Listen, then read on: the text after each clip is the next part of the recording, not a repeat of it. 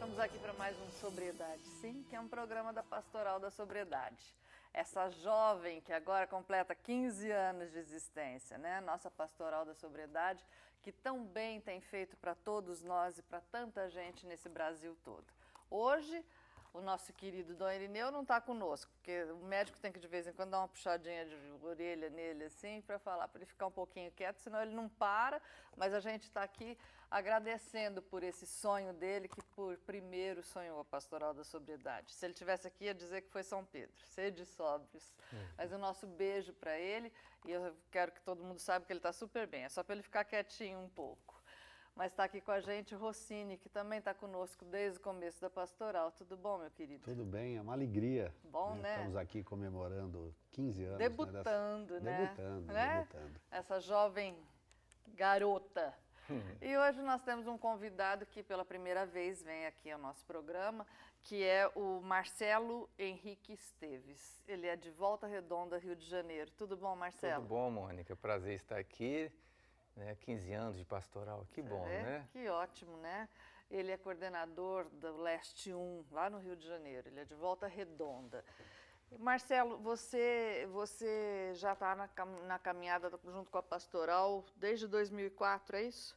Desde 2004.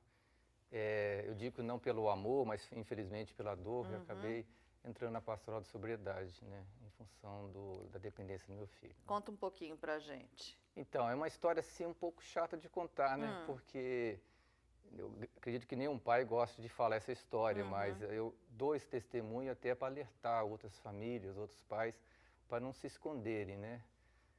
Infelizmente, em 2004, eu descobri que o meu filho é usuário de maconha na época. Na época ele tinha quantos anos?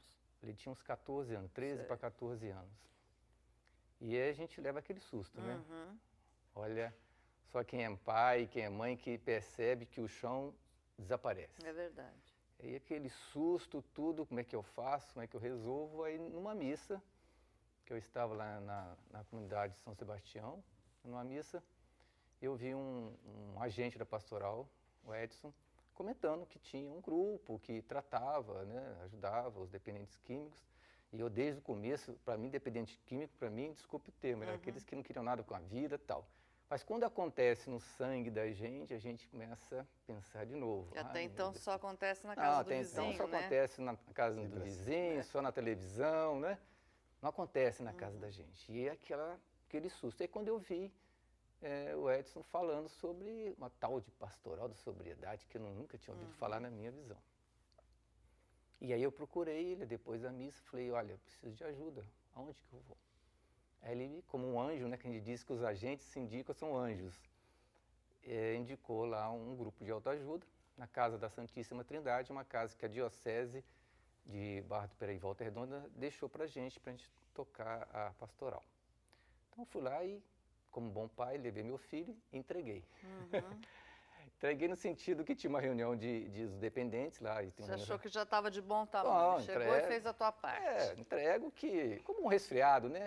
2, 3 dias, tomo um comprimidinho, sabe? Alguém me devolve eles são e salvo. São e salvo, né, Mônica?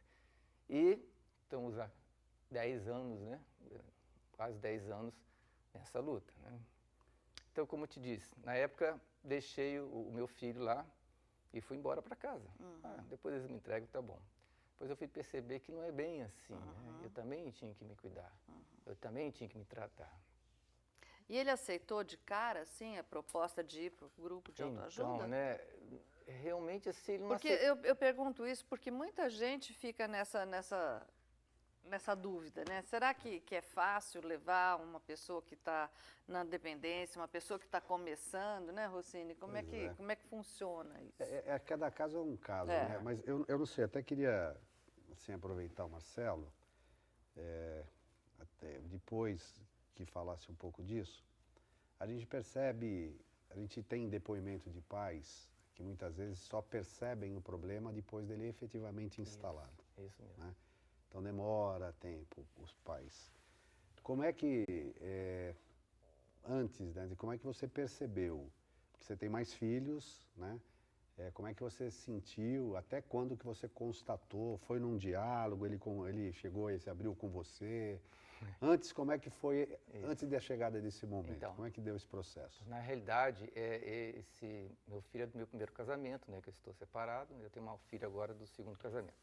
Então, esse menino, né, que vai ser sempre um menino pra gente, não adianta. Filho vai ser sempre um menino. Na verdade, eu percebi que no colégio não estava indo muito bem. Rendimento foi baixando. Agora a gente começa a entender, depois de certo tempo, as dicas, né, que eles vão dando e a gente não percebia. O colégio não ia muito bem, né, Mônica? E aí eu ia no colégio e tal, mas sempre com dificuldade de estudar, até que um dia, numa conversa, a professora, olha, eu acho que está acontecendo alguma coisa, aí eu fui apertando um pouquinho, aí ele... Isso numa reunião na escola? Na escola, que inclusive é uma dica muito importante, a escola que está ali em contato com os alunos, talvez percebam coisas que os pais não percebem. Então, né, a tua primeira reação foi achar que a professora estava errada ou você já começou a querer pensar no assunto? Eu já comecei a pensar no assunto, né? Porque, infelizmente, como em Volta Redonda também, a questão da droga é muito presente no Brasil todo, infelizmente. Aí já pensei no assunto e comecei a conversar um pouco mais e aí ele abriu o jogo que realmente estava usando, né?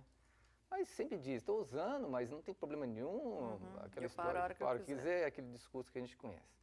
E nesse desespero aí eu fiquei, né, apavorado, o que fazer e tal.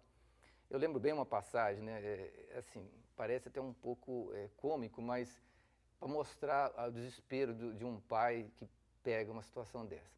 Eu lembro muito bem que eu estava lá na casa da minha ex-esposa, conversando com ele, e lá tem uma piscina. Devia ser umas 10 horas da noite, está até um pouco frio. E eu peguei e joguei ele dentro da piscina. Falei, você vai para essa piscina com água fria, empurrei ele para dentro da piscina. Você só vai sair dessa piscina quando você me prometer, jurar que você nunca mais vai usar drogas. Olha só. Não, tal, e ficou naquela... eu deixei uma meia hora, já está quase com hipotermia já. Um frio danado, aí tá aí. Ele tem que sair da piscina, então, pai, eu juro, né? Vou sair da piscina. Então, eu achei que tinha resolvido o problema. Eu tirei da piscina, falei, tá vendo? As drogas é como uma piscina de água fria, tem que vir alguém para te tirar. Aí tirei, achei que tinha resolvido o problema. E nada, né? Só fez aquela manipulação que a gente conhece, né? O cara tem que sair desse sufoco, agora eu manipulo meu pai, digo que vou sair, ele me tira. E saí. Então, aquele desespero para mim foi muito forte, né? Eu lembro de uma outra cena também,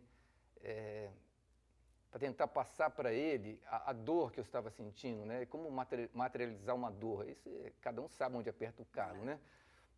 Eu lembro que eu pegava sentava em uma mesa com ele, explicando. Aí dentro do meu linguajar, que até então não tinha frequentado a pastoral da sobriedade, não tinha um curso de agente e tal, queria dizer para ele, olha, como dói um pai ver um filho nessa situação, né?